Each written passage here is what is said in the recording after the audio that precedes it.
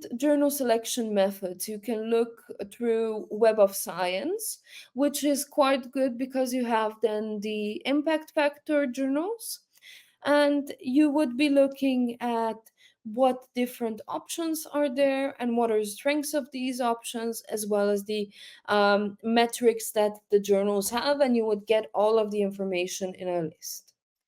Many times, libraries have also their own updated lists interconnected with, let's say, journal citation reports.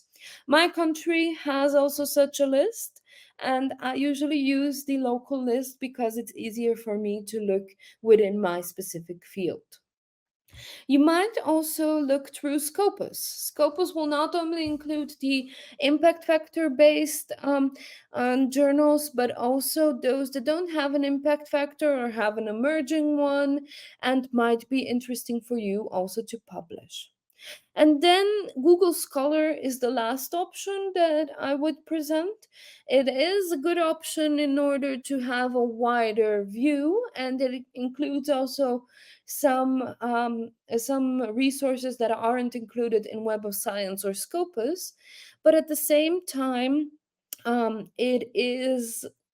For me personally, difficult to have a good oversight with Google Scholar.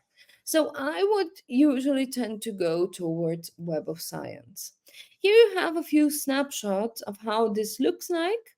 So you might be writing a title word in it, you might be writing a topic in it, and then you would get a list. And with that list, you then would be able to explore the different options available.